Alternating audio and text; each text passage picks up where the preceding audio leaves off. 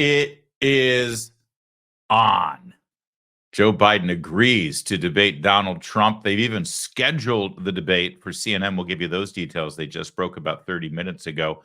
But is it really going to happen? And what kind of conditions is Joe Biden going to put in there? We'll discuss all of that coming up in just a moment. Plus, Aaron Rodgers sits down with Tucker Carlson, and dude might be more red-pilled than any of us ever thought. We'll take a gander at some of the highlights of that great interview. And MSNBC is stunned, I tell you, to find out that the American people actually are more sympathetic to Donald Trump because of these ridiculous trials. And even if he's convicted, it's not going to hurt him. And MSNBC is, oh, it's glorious. Just wait till you see it. In fact, you will see it right now because I'm Larry O'Connor. Please call me Larry. The live stream, of course, is up and going right now at Rumble. So join us, please. We're having a blast. The commenters have been partying hard, it appears. I think everyone in the live chat over at Rumble, I think that they're coming off of a late night last night. A lot of tequila, I'm thinking. Maybe bourbon. It's fine. It's fine. Drunk tweet all you want. Drunk chat. It makes for a better viewing experience. I know I'm drunk right now. Please like and subscribe this video. It costs you nothing to do it, and you know that it helps promote what we're doing, and it gets the video platform that you're watching right now to send us out to more viewers and more people who like this sort of content. So please do that for us, and if you can, turn your alerts on. And finally, if any of the segments we do today really tickles your fancy or pushes your buttons or whatever it is, please share those individual videos because we'll be putting those up throughout the afternoon as the day develops, and some of them sort of going supernova. Earlier this week, our video of Jerry Seinfeld giving his commencement address at Duke University, absolutely blowing it up. Well, what's it up to, 200,000 views already in just 48 hours, Kevin? Something like that. That's right. Doing very, very well. If you didn't see that, go ahead and watch it, but people are enjoying it. So we appreciate that so much. Thank you very much. It keeps us showing up every single day at noon here to deliver this show to you. All right, we're 2 minutes in. Let's just cut to the chase. Let's go. It happened this morning. And at Fox News, they announced it as it was breaking. Joe Biden finally accepting Donald Trump's challenge to debates sooner rather than later. I'm Dana Perino. This is America's Newsroom. And I am popping some popcorn for this because the president responded to calls for a debate showdown in a new video this morning. Watch him here. Donald Trump lost 2 debates to me in 2020. Since then, he hadn't shown up for debate. Now he's acting like he wants to debate me again. Well, make my day, pal. I'll even do it twice. So let's pick the dates, Donald. I hear you're free on Wednesdays. So a dig there at President Trump, who has been tied up in court for his criminal trial, except on Wednesdays. So the Biden campaign following that video with one more specific or a few more. They're proposing dates in June, one in June, one in September. A lot of holes to be filled in here, by the way. Okay. Here's Biden's campaign comms director on MSNBC last hour. We should do it in June after Donald Trump's criminal trial is likely to conclude and after the president returns from the G7 summit. And then we should have a second debate in September, well ahead of early voting begins. So again, that the American people can hear from both candidates before they go cast their ballots. That's what we should be doing in a 21st century presidential election. And the president's ready to do so. I think the question now becomes, will Donald Trump keep his word? Will he step up to the plate here? We haven't heard from him yet, but we'll be waiting all day. Here's what Donald Trump said on Truth Social. I'll read it for you. Crooked Joe Biden is the worst debater I've ever faced. He can't put 2 sentences together. Crooked is always the way. Wait, do we like that he's just his name is Crooked Joe Biden, but he calls him Crooked for short. Not Joe, but Crooked. Crooked is also the worst president in the history of the United States by far. It's time for a debate so he can explain to the American people his highly destructive open border policy, new and ridiculous EV mandates, the allowance of crushing inflation, high taxes, and his really weak foreign policy, which is allowing the world to catch on fire in quotation marks. I'm not sure why that's in. Oh, because he doesn't mean literally catch on fire. Okay. I'm ready and willing to debate Crooked Joe at the 2 proposed times in June and September. I would strongly recommend more than 2 debates and, for excitement purposes, a very large venue, although Biden is supposedly afraid of crowds. That's only because he doesn't get them. Just tell me when. I'll be there. Let's get ready. to Rumble. Oh, am I okay saying that? Doesn't the guy who owns that like sue everybody who says that phrase? Well, I was just reading Donald Trump, so don't come after me. And I didn't say it the way he says it. I didn't do the whole, I didn't do that. I can do that, though, by the way. It's one of my party tricks. But if I do it when I'm broadcasting or live streaming like this, they'll sue me. $10,000 a pop. Did you know that? Yeah. That guy who used to be a ring announcer who came up with that. He sues people for using it. He trademarked it. But I digress. This debate is not going to happen. It's not going to happen. I know everybody's pumped about it, but it's not going to happen. I just don't believe it. And I'll tell you why in a moment. But I do want you to show you this video one more time that Biden released, because there's something really telling about it. It actually proves to you one of the reasons why I think the debate will not happen. This is 14 seconds long. This is 14 seconds long. And watch it with me, because together we're going to count the edits. I'm here. Donald Trump lost 2 debates to me in 2020. Since then, he hadn't shown up for debate. 2. Now he's acting like he wants to debate me again. 3. Well, make my day, pal. I'll even do it twice. So let's pick the dates, Donald. I hear you're free on Wednesdays. 5 edits in 14 seconds. This show is 60 minutes minimum. No edits. Except for moments like that, which after the fact might get edited out. But still, I'm curious how many takes it took to get this 14 seconds of gold from Joe Biden. Do you wonder how long he was standing there delivering this simple message? He even got the make my day thing. Wrong. It's not make my day. It's, you feeling lucky? Go ahead, punk. Make my day. But he probably couldn't get that right. So they just shred. It's like, all right, screw it with the rest of it. We'll just say make my day. We're never going to get the other part right. Okay. We got lives here. I got to get home to my kids, Joe. Or should we call you crooked? All right, so 5 edits in just 14 seconds, and he could barely get that through. I mean, he still garbled half of the words. It's not going to happen.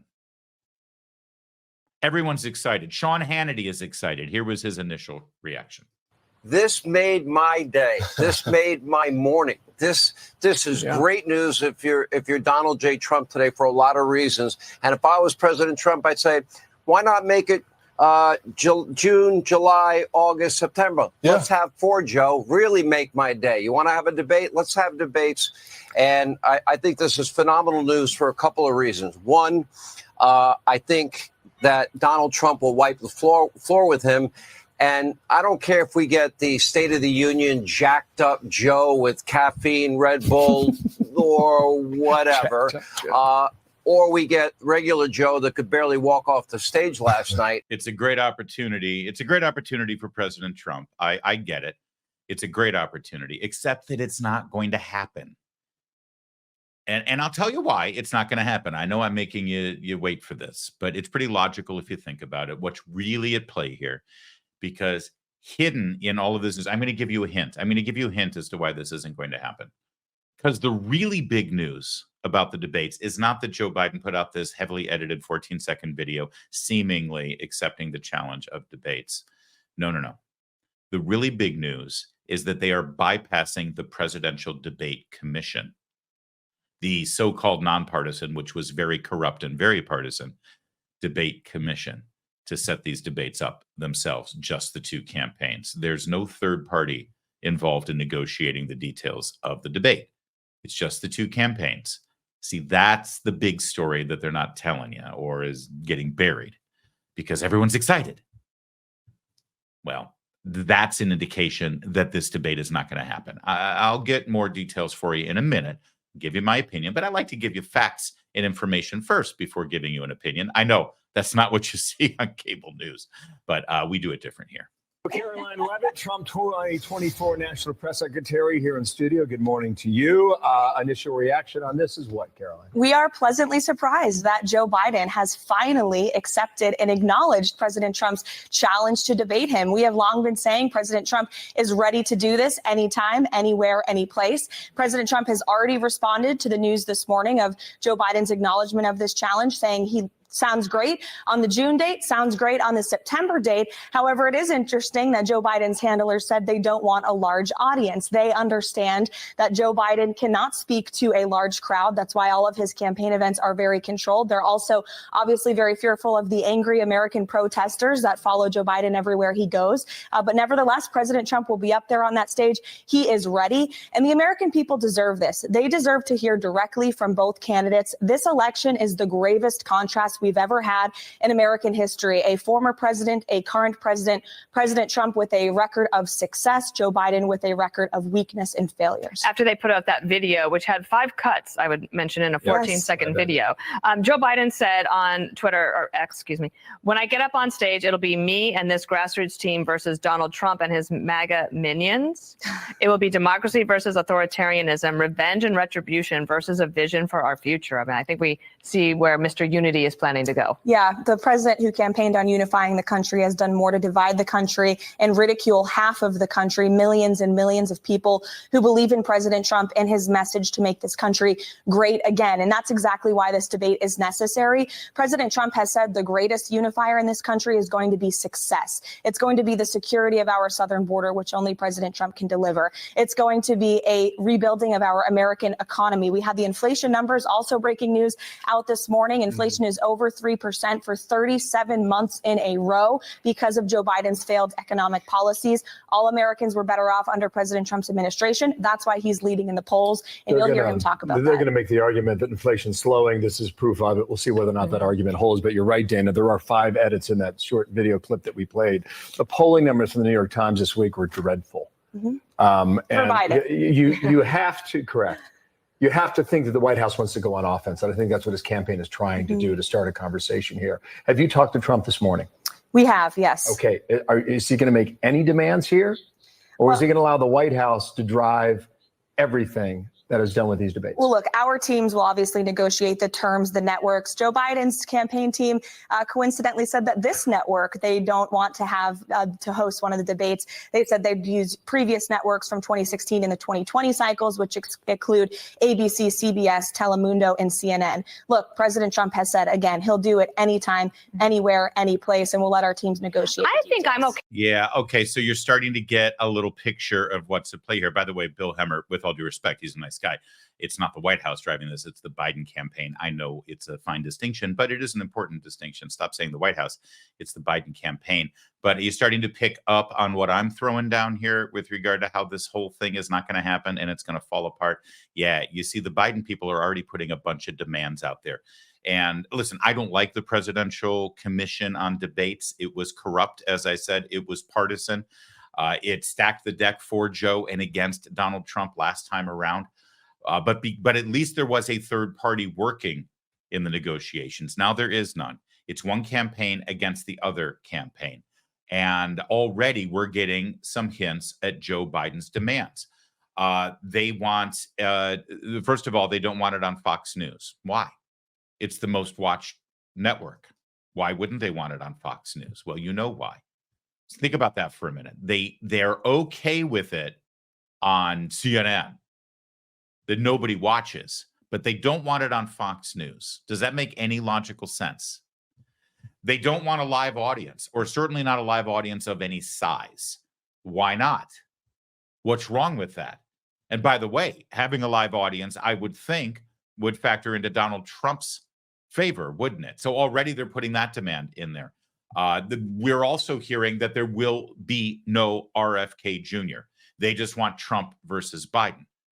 Why? Now, again, I think it's fine that it's man on man, just mano a mano, but man on man, it's a very different kind of video. I'm fine with it being mano a mano. But again, these are Biden's people trying to dictate the terms here. If this was done through the Presidential Debate Commission, they would have probably allowed RFK Jr. in because his polling actually reaches the threshold. And that's the last thing that Biden wants, right? So that's why they've gone ahead and done this, because they want to bypass the Presidential Commission on Debates. But this also means that ultimately they can always say no. They can always finally say, no, you know what? Donald Trump's been unreasonable. He's put up demands that are completely ridiculous. He won't acquiesce to everything that we say. We're trying to have a meeting of the minds. He's a chicken. He's running away. So it's just not going to happen. And of course, Trump will say, that's bull. I haven't done any of that. I'll do it. I'm not. But it doesn't matter, because if Biden says it, the media will repeat it. And that's what's really, they wanted to take the third party out of the equation. They didn't want the Presidential Commission on Debates to actually say, no, it's the Biden people who are the problem here. Now it'll be, he said. We're also hearing that he only wants it hosted by NPR, CNN, MSNBC, ABC, CBS. I already told you that. They get to pick or they have to agree to the moderator. Do you think they're going to agree to a moderator that Trump would like? You know, last time around in 2020, Trump put out a list of moderators he would be happy with. Maria Bartiromo, Brett Baer, Shannon Bream. Do you think he'll say yes to any of these? David Brody, Rachel Campos Duffy, Larry Elder, Sagar and Jetty, Harris Faulkner, Major Garrett, Michael Goodwin, Ambrosio Hernandez. Do you think that the Biden people will agree to any of those? No, of course not. They're going to agree to somebody from NPR. They're going to agree to somebody from PBS. They're going to agree to Jake Tapper. You know, they're going to agree to somebody who is already in the tank for Joe Biden. You see how this is going. You see the path this is going to lead down. Oh, and also I understand that they want a provision in there where Trump's mic is muted when Joe Biden is speaking. Yeah. This is just the beginning. This is just within the last 2 hours of him accepting the debate. Just wait. Just wait until it gets even deeper and further along. They're going to keep throwing up a bunch of different demands, just like they did last time. Remember last time he didn't want to show up unless there was plexiglass in between them because Trump had COVID, you know, and everybody was double masked and this and that. This is what they're going to do. So forgive me for being skeptical, but I don't think it's going to happen. If it does, I want it to happen. Trust me. I'm begging for that. Are you kidding? Kevin, tell me, what kind of show prep will we have to do the day after the debate? Will we even have to meet? Will there be any discussion? No, it'll be just gold content from beginning to end. If we have a debate between Trump and Biden for the next week, my life is so easy. It'll be like being on vacation. I do 4 hours in the morning on a radio program every day in Washington, D.C. I do this 1 hour show in the middle of the day at Town Hall. And it will be like a day at the beach because it's like, all right, let's play the video and let's comment on it. We don't have to figure anything out. Of course I want the debate.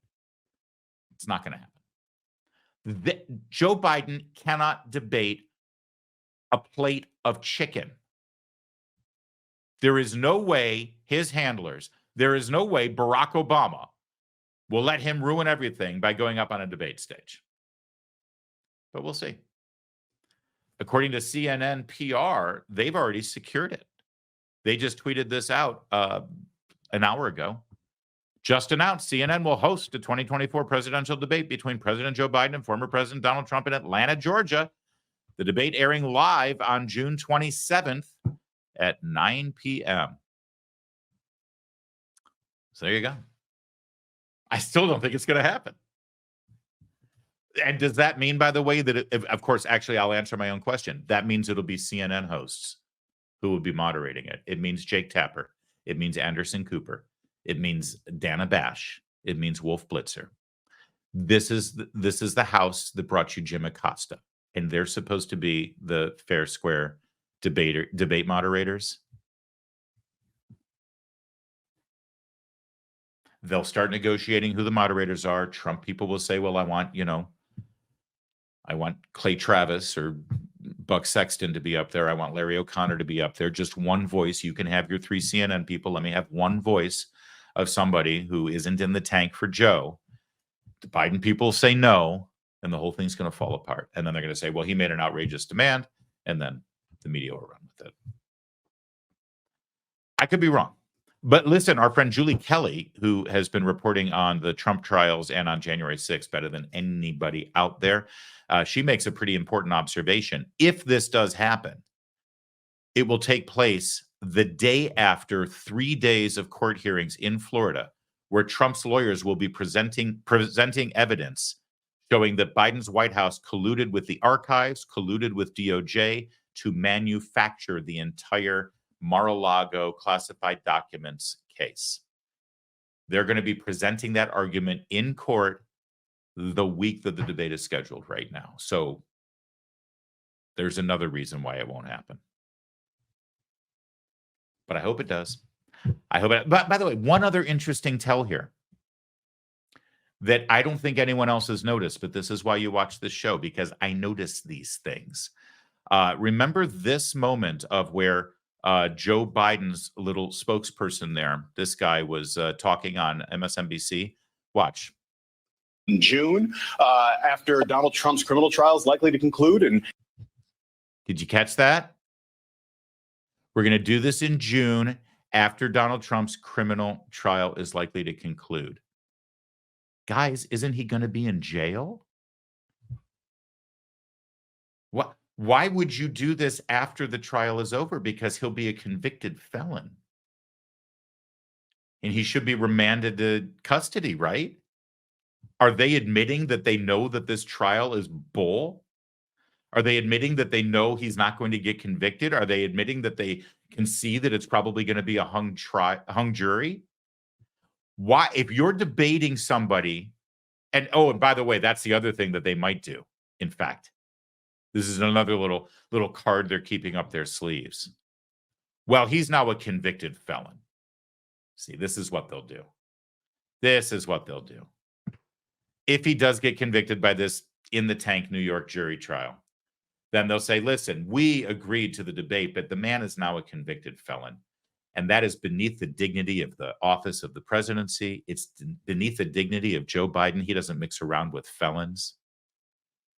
A convicted felon should not even be eligible to be president of the United States. So we're not going to dignify him with a debate. Sure, we agreed to a debate before, but the things have changed now because now he's a convicted felon and we won't do it.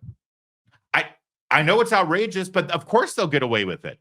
Who in the media is going to call bullshit on that? Nobody. They'll always get away with it. But we'll see. Again, like I said, I want it to happen. Please let it happen. Please. I want there to be a debate. I want there to be a debate between Biden and Trump. There is not going to be a debate between Biden and Trump.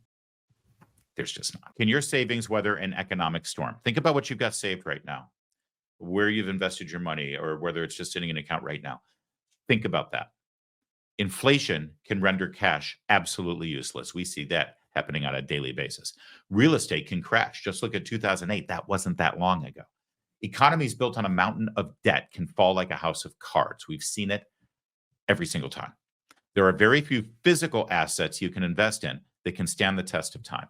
Gold has withstood as a valued form of money for millennia. It's why people are flocking to it now and why Birch Gold is busier than ever. Through a little-known tax loophole, Birch Gold lets you convert a retirement account into a tax-sheltered IRA in physical gold. And the best part is it doesn't cost you a penny out of pocket. Does that sound great? Yes, it does.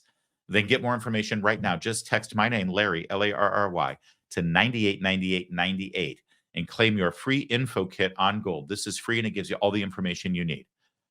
Let me ask you again. Can your IRA or 401k weather an economic storm? If not, call the people I trust. Birch Gold. Text Larry 989898 and secure your savings today. All right, as you know, over here on this program, our favorite senator is Senator John Kennedy of Louisiana. He's a good conservative. He's whip smart. He knows how to handle people in his committee and ask just the right questions. And, well, he's hilarious. And he's video gold. I mean, when we feature a video of Senator John Kennedy of Louisiana, cha-ching, baby. You guys can't get enough. And so we thought you'd enjoy him appearing this morning on Fox and Friends to talk about the trial of Donald Trump in that fair town. What do you make of what they're doing on some of the other channels where they recreate what was going on inside the courtroom? Well, first, Steve, where's Kilmeade today? He's in Washington. You guys have switched places. Well, Lawrence and I were speculating that he's really out getting hair plugs. but I don't want to start. I'm sorry. How can you not love this guy? That's fantastic. First of all, where's Kilmeade today? I think he might be good. And he drags Lawrence into it. Well, we were speculating he's getting hair. By the way, full disclosure, there's nothing wrong with hair plugs. I am living proof. Is it as good as having natural Anchorman hair? Like Kevin? Kevin's had hair. He's got a mane, the man. Not everyone can have that kind of hair. I'm so jealous of that, Kevin. It's a good thing we don't let anybody see you.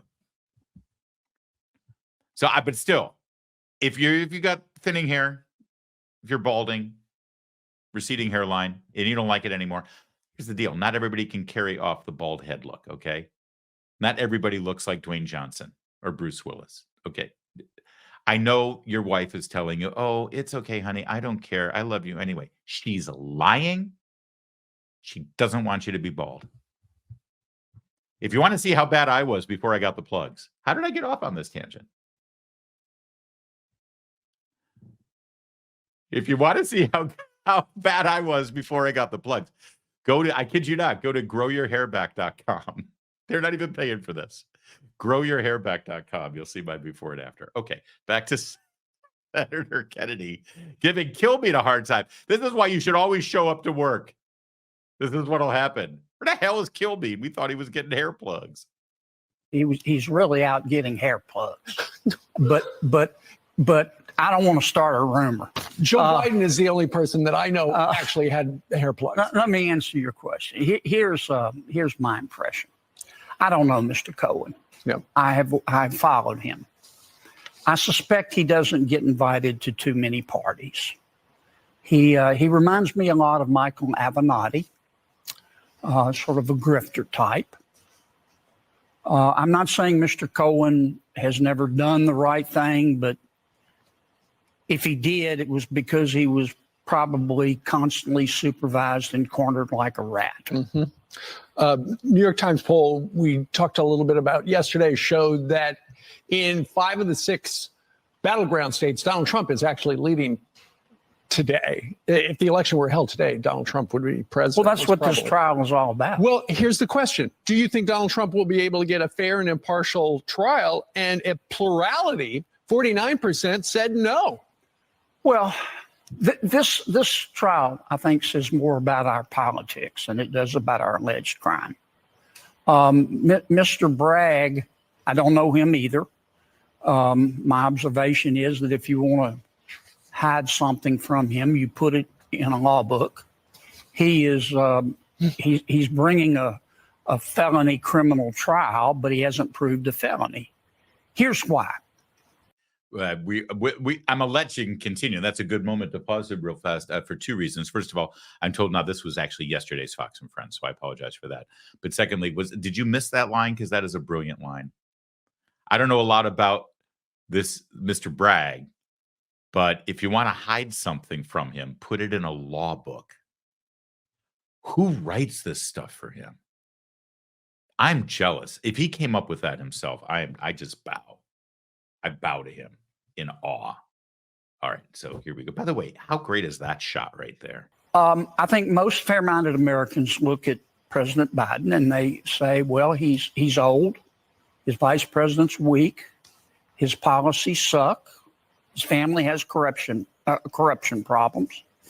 And he's losing the election. Mm-hmm.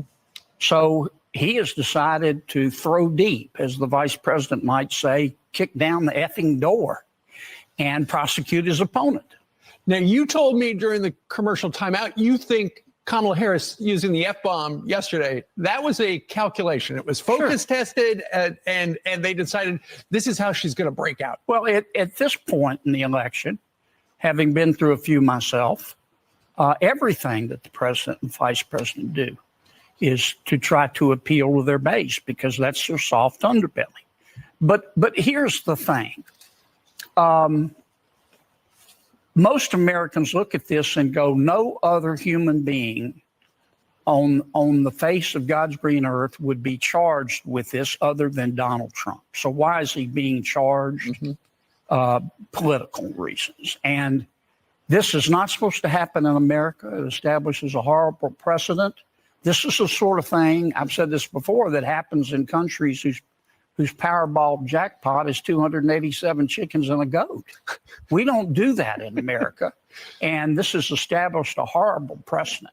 This may be the first purely political trial, but it will not be the last, I regret to say.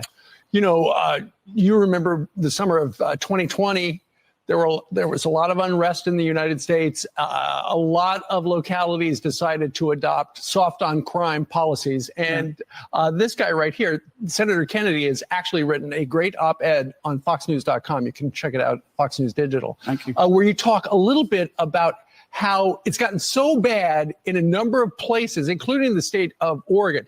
We've got a graphic for you.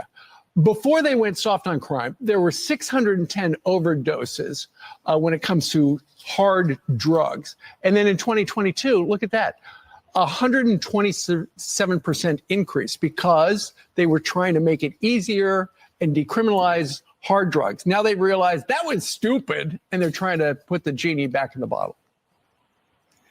What you allow is what will continue. And I don't know why this is, but there are some people in this world, they're not sick or mixed up or confused. They just hurt other people and take other people's stuff. And they have to be separated from society. Mm-hmm. Some of them are on drugs. You want to try to help them with their addiction. But when you just say, well, we're going to give them a hug and some hot cocoa, they go on to commit other crimes. And that's what Oregon is seeing, and San Francisco and Illinois. And you're sponsoring a bill. I have a bill. Right now, we punish fentanyl dealers less severely than we do dealers of meth. Yeah. It's unconscionable. And my bill would change that, but I can't get my Democratic colleagues to support me. All right. Senator Kennedy, thank you very much for joining us live. I think you and Brian may actually cross trails going back, probably in Wilmington. I don't need a hair plug. Stop it. Dang, that is just rough. Take it easy on us if we got hair plugs. Nothing to laugh about. That's brilliant. And that last part is incredibly important there, where they talk about the crime problem in this country. It should be a major issue in this election. The Democrats are on the wrong side of it. And here's Senator Kennedy trying to get Democrats to work with him. This is a great lesson for all of the Republicans who are just hell-bent on getting Democrats to work with. I reach across the aisle. I tried. It's a pretty simple proposal. Let's punish fentanyl dealers at least to the level that we do for meth dealers, and Democrats won't go along with it. Because what? Systemic racism? What? Because it's going to be hard on Hunter Biden? What? Listen, there's two different ways in this country right now and two philosophies of going after criminals. One of them's working and one of them isn't. And the one that isn't is playing out every single day in states like Oregon or New York or California, states run by the Democrats. It's that simple. It really is that simple. Great stuff. And great stuff from Senator Kennedy, as always. Hate toward people with hair plugs aside. By the way, we prefer transplants. Like calling them hair plugs makes us feel like Ken dolls. I'm a protected class. Stop triggering me. Thank you. And scene. Believe it or not, the trials against Donald Trump and the way these cases are playing out on television are actually not hurting him in the polls. In fact, it looks like these trials and the use of the criminal justice system as a political weapon against Donald Trump is actually helping him right now. I mean, I say believe it or not. I know you believe it because you watch this show. We've been talking about it quite a bit, and it makes sense because most normal Americans who don't watch MSNBC and CNN and all the broadcast networks all day long, most Americans look at it and know on the face of it, this isn't right. It's not fair. It's why we don't do this in this country. Well, over at MSNBC, they are shocked to learn what you've already known, and specifically the results of certain polls that show that Donald Trump is actually seen more favorably because of these trials. They spent a little time discussing it, and it's really entertaining.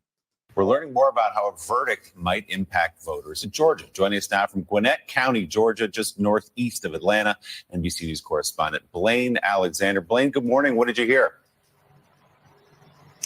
Well, guys, good morning to you. You know, this is one of the most closely watched counties here in the key battleground state of Georgia. So it seemed like the perfect place to come out and talk to Republican voters and see all of the coverage, all of the things that we're talking about with this New York hush money trial. How is it impacting them down here? So I spoke with about 5 different Republicans, and they represent a very wide cross section, a very diverse group of Republican voters here in this county. And I asked them, how are they being impacted by this trial? Are they paying close attention? And what impact might a guilty verdict have on their decision to support the former president? Here's what they told me. Take a look. Now, we're going to watch it in a minute, like I said, but I do want to point out something that is important for you to understand. They're going down to Georgia to talk to a man on the street sort of situation, to talk to them how the trial in Manhattan against Donald Trump for a failure to properly identify expenditures on his account sheets, how it is impacting them. Now, you know where I'm going with this, right? I mean, this is why the people hate the media. As my old mentor, Andrew Breitbart, used to say, famously, the American people don't hate the media because they're biased. The American people hate the media because they suck. Now, thankfully, because of social media and the low bar of entry for just regular schmoes like me to get into the media, we're changing that now. And you're seeing better content and you're going to it. But over there where they make a lot more money and they got a lot bigger budgets, they think it's newsworthy for their viewers at MSNBC to go down and ask the man on the street how a criminal trial against Donald Trump over an accounting irregularity for a legal payment is affecting their lives. And we can already answer that question. It isn't. Now, why aren't they asking them how the president's monetary policy is affecting their lives? How the president's spending against future debt is affecting their lives? How inflation is affecting their lives? How the additional criminal element allowed into this country through the southern border is affecting their lives? How that impacts the job market and how it's affecting their lives? How about the president's position on throwing Israel under the bus while they're in the middle of an existential war against terrorists who want to slaughter them and remove them from the map is affecting their lives? See, these are all relevant questions, I would think, especially when it comes to a presidential election. But no, you see, when you work at MSNBC, the only story that matters is the Stormy Daniels trial in Manhattan. So you and I, we already know how this story is going to end, what we're about to watch. And they're clueless. They literally sat around in their production office saying, you know what we should do? We should go down to Georgia and we should ask the man on the street how angry they are at Donald Trump over the Stormy Daniels thing. Oh, I know what we should do. We should find someone who's a Christian. And we'll ask them a very simple, unbiased question. How can you as a Christian support a man who had sex with a porn star? That's a really good question, don't you think? Let's ask a Christian that. Oh, it'll be such an own. You go, let's do it. And well, this is how it ended up. Do each of you support Donald Trump? I do. Yes. Yes, for all 3 of you? Yes. Has this trial changed your opinion, even caused you to waver or question that at all? No, it's actually caused me to support him more. I just don't believe there's a coincidence that we have a trial happening in Atlanta. We have one happening in New York. So the question people are beginning to ask themselves, like I did, is like, why now? It's pretty much everybody says they're picking on him. You know, people are tired of going after him, and you see it in so many areas. It's really not a big issue in the party. Actually, they're really making everybody mad, and they look at a big bully, and the government is the bully. This is going to be your first time casting a ballot. What is it for you that drives your support of the former president? I think always fighting. I mean, he's taken so much just defense from news and everything, but he still hasn't given up. He keeps fighting to do what's right. I've talked to many people who formerly identified as a Democrat. They have changed their political persuasion to independent, and they are looking forward to voting for Trump. Wow. Because now they find something in common with a political candidate at that level. When you say they find commonality, what is that commonality? They have felt persecuted by the system of American injustice. And it's not a stretch for them to think that Trump may be a victim as well. Now, do you remember? I love that I'm pausing it in the middle of the blur every single time. That's really something that we want to watch. All right. So you remember how a couple of weeks ago, may have been over a month ago, when Donald Trump said, I'm actually gaining support with Black voters in America because they identify with me because of all of the bogus criminal crap that they've been throwing at me. And that was racist. Remember? I know, it's shocking. It's shocking that Jake Tapper and Joy Reid suddenly decided that Donald Trump said something and therefore it's racist. But just hear us out for a minute. The idea that Black voters suddenly identify with Donald Trump because he appears to be victimized by the criminal justice system was racist, according to them. But you see, it may be anecdotal, but here you're hearing from a Black woman, a voter in Georgia, saying exactly that. You see, the American people are incredibly sympathetic. We're compassionate. We're empathetic. And even if we don't like somebody, when they're treated unfairly, not even just the American people, human beings who have any, unless they're sociopaths, even if it's somebody that you don't like or you don't agree with, if they're treated unfairly, if you know deep in your heart that they're being treated unfairly only because of who they are, of their name, of their race, their sex, their religion, or their political affiliation, you feel bad for them. In fact, you want to help them. You actually want to take their side. That's normal. Now, I mentioned that unless you're a sociopath, that's going to be the natural conclusion you can reach. Well, that leads us to the people who are attacking Donald Trump right now by using the criminal justice system. That would be Joe Biden, Nancy Pelosi, the powers that be in the Democratic Party, including Barack Obama, who I think is still actually giving directives for the party and for the country.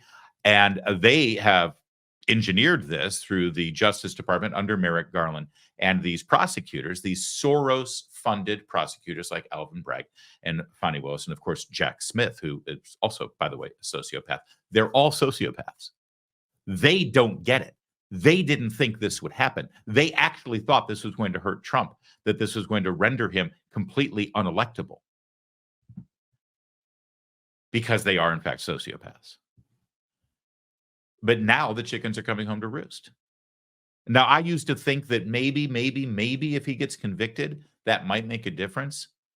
There were polls that showed if he gets convicted, it will make a difference. But I told you at the beginning, if you remember, months ago, go back and watch it. We keep the archive out there. All the podcasts are available. They're all there wherever you're watching this right now. I said, don't believe these polls that say that if Trump gets convicted, that will then be the game changer and he will lose his support and he'll lose the election. They were all repeating it all over the place. But here's the thing about that whole, if Trump is prosecuted, then what? Question in a poll. It's a hypothetical. You can never, ever, ever trust a poll that is based on a hypothetical question. Ever. You never know how you're going to feel or what the reaction is going to be to a circumstance until it actually happens. And the way this is played out, if he gets convicted, that may help him at this point, honestly. They have boxed themselves into a corner with this trial in Manhattan in such a way that if he gets a not guilty verdict, the man is a freaking superhero. If he gets a hung jury, it's a miracle.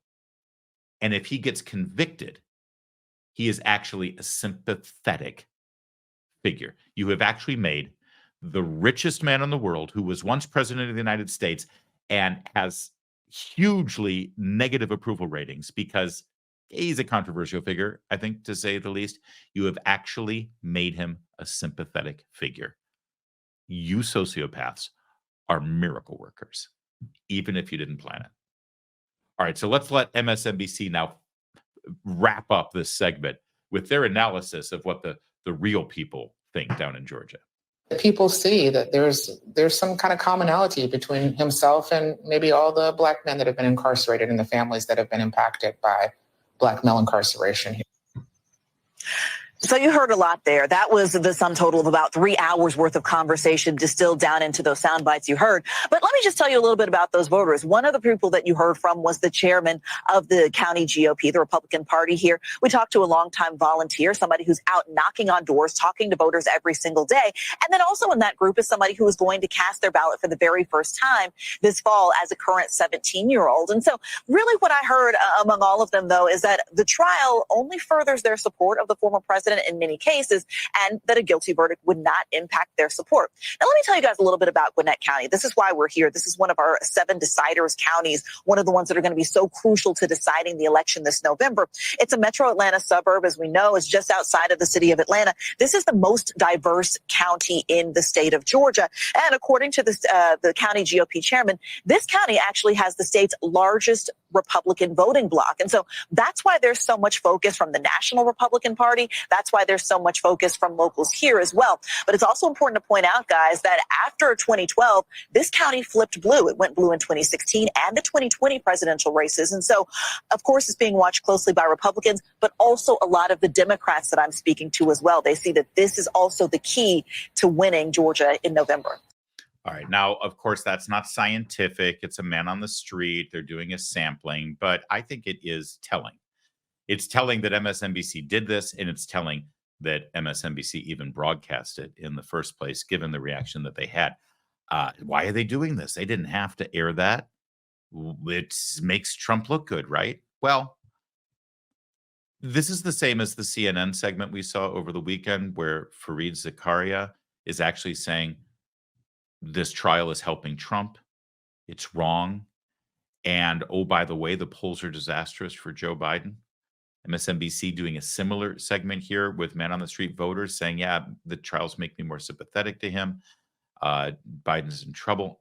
I just want you to keep watching this stuff. Oh, and today's news about Biden accepting the debate idea, even though I don't think that's going to happen for various reasons that I've already gone into. What you're seeing here is the last desperation moves here for Joe Biden. Joe Biden accepted the idea of doing a debate today because it's almost over. This is a Hail Mary. This is a desperation move to try to change the subject from how bad he's doing. The drum is being beaten on a regular basis now, and the media is starting to play along. They're starting to pull the alarm cords, and they're saying, we can't win with Joe. And here's the thing about Democrats and the political left around the world, and certainly here in America. The left doesn't care about loyalty to individual human beings. The left doesn't care about Joe Biden as a person. They care about Joe Biden as a vehicle to get their end goal. He is a means to the ends. They will cast him aside the second he is no longer helpful to them. The organized political left cares about one thing: getting power. Second thing, keeping power. They have power right now. Donald Trump is an existential threat to them keeping power. And if it means casting Joe Biden aside, they will do it. So we're watching the final stages of that. If any of this works, sure, great. They'll stick with Joe. But it doesn't look that way. And you've got your Fareed Zakaria, you've got your MSNBC segment here, starting to signal and pave the way for Kamala Harris. Kamala Harris. That's their play. Their play is Kamala Harris right now. Until it's not, and then they'll find someone else. But again, this isn't about loyalty. It's not about candidates. It's not about people. It's not about personalities. It's about retaining power. And they'll do whatever they have to do. So Aaron Rodgers, a quarterback, Pro Bowler, MVP, Super Bowl champion, formerly Green Bay Packer. Now he's a New York Jet. It seemed like he was getting kind of red-pilled during COVID, right? But you can never tell exactly, how red-pilled are these guys? Is he really a conservative? Maybe he just doesn't like the vaccine. And a lot of people are skeptical about the vaccine and Fauci and stuff like Glenn Greenwald, by all intents and purposes, got red-pilled too. But trust me, he's not a conservative. He's a socialist. He's a full-on left-winger. So just because we agree on a couple of things, that doesn't mean he's on my team, right? We just agree on a couple of things, which is fine for as far as it goes.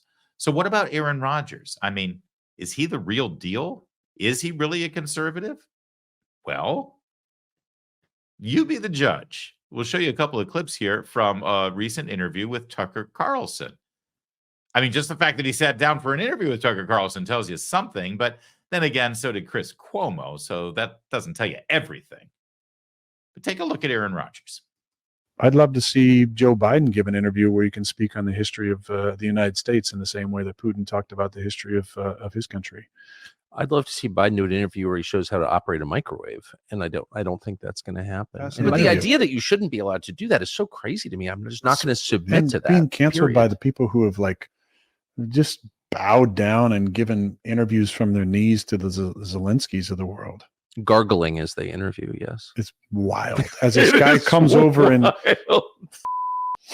an outfit you'd wear to the store on a Sunday morning to ask the Congress for another $100 billion is wild. He looks like he's going to be in the, Village People music video. I mean, it's insane. The whole thing is insane. You do sort of wonder that and a million other things going on right now. You wonder if they're sort of seeing how far they can push the population until someone starts laughing.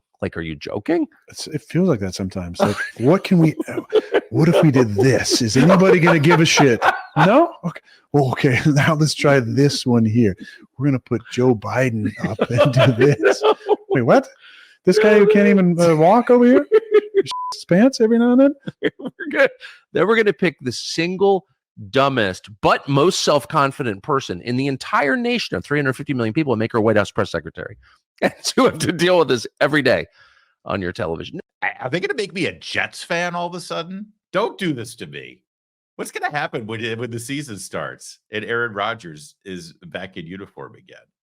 If he ever comes back. This is serious, man. Pro athletes don't do this. They're not allowed to. Oh, they're allowed to get political. They're allowed to get real mouthy with their beliefs, but only in one direction. You don't see criticism of a Democrat like this. Now, he'll argue, hey, I'm just criticizing the culture at large. I'm just using Biden as an example. But no, I don't even think he'll make that argument. You know what's really remarkable about all this? Aaron Rodgers graduated from Berkeley, UC Berkeley. Something tells me he's either come of age politically over the last several years, or he really kept his politics to himself for a while. Dirty little secret here, and Rush Limbaugh used to talk about it a lot, and I can confirm it from my own firsthand experience. Pro football players, by a extreme factor, are conservative. A giant percentage of pro football players are conservative. And I'm talking about every race. I mean, it's mostly black people or white people who play professional football. So I don't know why I had to say every race. They're all conservative. They have an incredible work ethic. They work in a sport that is singularly focused on you work hard and it pays off. And if you don't, you're a liability. And you get there by your merit. None of this DEI equity crap there, right? What happened the one time they made a big deal out of drafting an openly gay guy for the Rams? Remember that? Michael Sams? He never even made it to a game. Not because they're homophobic, not because they don't like gay people, because he wasn't a good player. They don't care whether you're gay or not. They care about whether you work hard and whether you're good. Because if you fail to do your job in football, someone's going to get their neck broken. It's funny how that brings out the meritorious rewards from somebody who judges an individual not based on their color or their political beliefs or their religion or their sexual proclivities. No, you're judged on how hard you work and whether you get the job done. That's a conservative value. They're also, for the most part, pretty wealthy, and they don't like paying taxes. They also, most of them, have a deep, abiding faith in God. There's a lot of prayers in an NFL locker room. There's a lot of prayers on the field. And it's not just empty shows of faith. It's the real deal.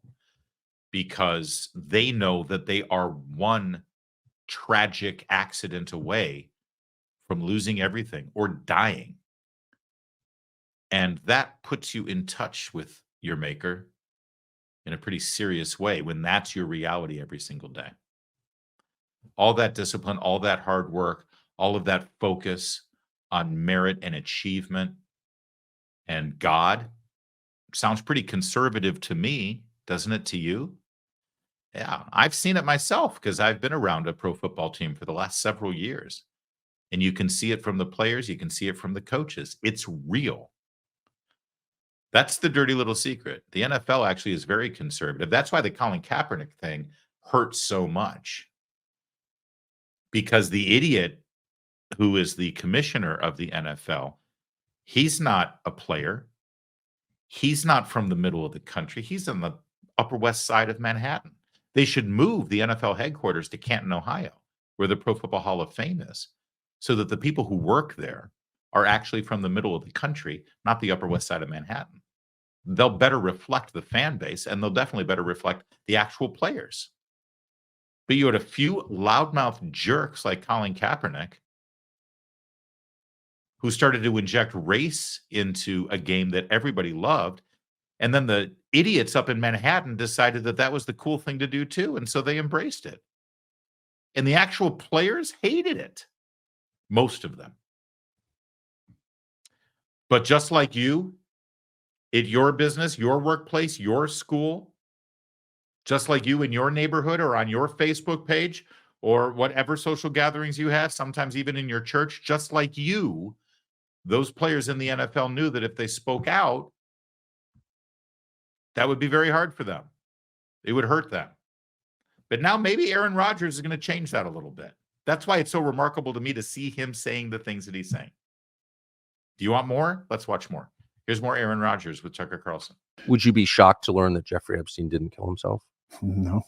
I mean, how many Jeffrey Epstein type people are out there? Well, that's right. That's the real question. You mean people who've been killed, or people who are using sex as a blackmail tool? That. Yep. And then who's pulling the strings on that? Any guesses? Well, Ghislaine Maxwell has a lot of ties to the Mossad. Yep. That would make sense. I mean, Jeffrey didn't seem to get some of the appointments he was given in prominence based on merit. Somebody was putting him in the right spots. But I don't think he's the only one. I think there's a problem, a weird, bizarre problem, really, that has a weird sex component to it with some of the elites, and there's a pedophile component to it as well, which is really sick. And there's, some prominent figures, who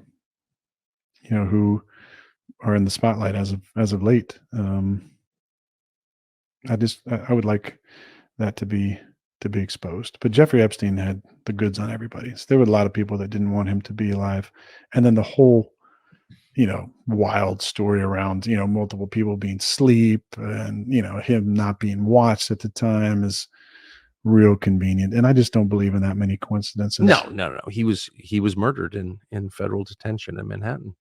I don't think there's any question about that. And people lied about it, including the then Attorney General of the United States. I think there's some weird correlations between and anomalies that, the Johnny Depp trial had eyes on it, crazy coverage, and the Ghislaine Maxwell trial had next to no coverage, no TV coverage, no nightly commentary about it, no traffic to nobody. I mean, they literally she is indicted for trafficking kids, and nobody who she was trafficking kids to got indicted or named. Yeah. And all the files that are out there still haven't been released. We have one testimony from one victim. That's all we have. When that came out, it was just literally like one victim. And there's hundreds of just in that little who flew on the Lolita Express. And there's a lot of super prominent names who are on the flight logs. What's the sex thing about?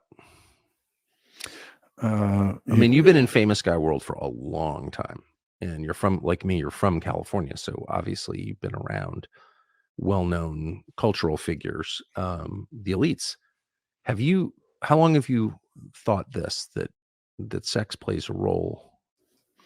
Well, not that long. I mean, I've just kind of I've seen some interesting things. I bet you have. Been around some interesting parties and gatherings that are strange. Not anything like what it sounds like, a Diddy party. But just even at, an Oscar party, just seeing how some of these people act was always a little bit strange. I just never resonated with it. It was almost like interesting people watching, but there always seemed like there was parties within the party, people kind of doing their own thing. That always kind of weirded me out a little bit. But getting into conspiracy stuff, then about secret society stuff and stuff like the Bohemian Grove. Yes. And what Nixon said about the Bohemian Grove. And what did he say? You have to go look at his quote. His quote is not exactly, there's some. I think he said something like that they're all gay, right? Yeah, something like that's that. basically Yeah. what he said. Yeah. And the secrecy around that, and that's not the only secret society. There's a lot of really interesting secret societies, not just like the Skull and Bones at Yale, which has produced all those presidents, and the Freemasonry at its highest level. And there is a sexual component, I think, to a lot of that. Obviously with Epstein, it was blackmail to get them to do what they want. I mean, how many people are compromised by that are in positions of power today? Yeah. I think you're naive to think it's none. And you said it on the podcast with Joe, the scary part for those people is that, and for us, is they could, put some on your computer to cancel you. They could set you up for something. Oh, of course. All right. There's more to this interview, and it's worth seeing. You should go check it out over there at Tucker Carlson's feed. But it's a great conversation. And Aaron Rodgers is, well, he's not exactly what you all think he might be. No matter what you think of him, he's an independent thinker. And that's a very dangerous thing in this society, at least to the American political left. It is. And that's why I'm starting to like the guy, even though he's a jet and a cheesehead. And a Berkeley Bear. God, play for a good team, for crying out loud. That's it for today. We'll be back next time. Thanks for watching. I'm Larry O'Connor. You can call me Larry.